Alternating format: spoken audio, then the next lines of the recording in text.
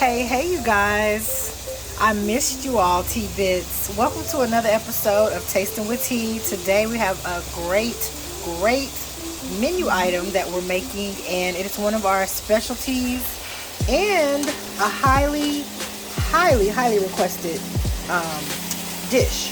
So we're making my famous enchiladas. They're not your mama's. They are T's. So I'm going to show you how to make them today. Right now we're getting started with some ground beef. You can do turkey, pork, veal, however you want to do it, but I prefer ground turkey. However, this is for a client. So I'm using, excuse me, some ground beef today. So what you want to do is just let this brown, as you can see. And then we'll add in these ingredients. We have onion powder, cumin, we have garlic powder, chili powder, and Hamburger Deluxe. Now, if you can't find this in the grocery store, salt and pepper will work just as well. But if you can, I suggest highly that you get this. It's so good. So we'll let this finish cooking. Can't really see. And then we'll drain it, and I'll be back to add the seasonings. We have browned our ground beef. And as you can see, we have drained the oil and the excess oil out of there. So now we're going to begin starting our seasonings and adding those here shortly. Alright, so what we're going to do is add our seasoning. I have the Hamburger Deluxe, which is kind of just like a seasoning sauce, but more so mixed with garlic powder, onion powder, a lot of good seasonings, if you can find it. Then we have our cumin. I'll take the top off because ain't nobody got time to be waiting for it to come out of the holes. So I'm going to put some cumin in here. Like I said, the measurements will be listed in the description below. We have our garlic powder. That up there, and then we have our chili powder. That it looks like it's a lot, but trust me, it's really not. We have our onion powder. All right, y'all, we had a fumble on the play, but hey, we're back back in motion. So what we're gonna do now is, while these seasonings get all nice and yummy and stuck to the meat, we're gonna go ahead and start prepping for our enchiladas that we're gonna layer for our pie.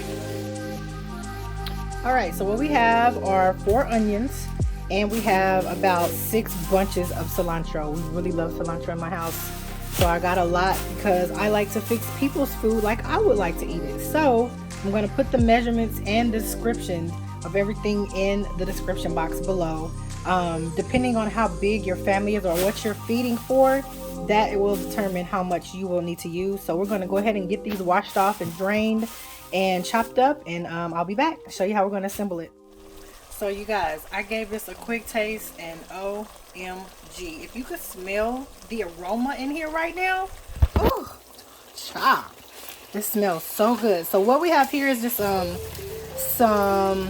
enchilada sauce. Okay, so then we're going to add some of our diced tomatoes, about a half a can, and then actually let's just add the whole thing, why not? And then we have some mushroom, cream of mushroom, we're going to add in there as well. We're going to stir this up. We did add water to our enchilada sauce, so we'll pour that in there because we want to make more of a sauce, because we do not absolutely under no circumstance want dry enchiladas. Okay, so I'll get this all mixed up, and we'll be back with that cilantro and onion and show you how we're going to prep it. Okay, so we'll add the rest of that from our can. Now it looks like it's a lot, but it is not, because we're going to let this simmer and get all the seasonings and everything making sweet music with each other. And it's going to get thicker with those seasonings and the cream of mushroom. So it looks like it's a lot, but don't worry, it's not. I'll show you once we get ready to assemble. Alright, so now we're just rinsing our cilantro, getting it ready to be chopped and prepped. Gotta rinse your veggies. And by the way, we're wanting to keep all of these stems in here as well. They have the best flavor, you guys. So do not cut them off for the ends like we do like broccoli or anything like that. Leave the stems on along with the leaves. You'll notice the difference. Thank you later.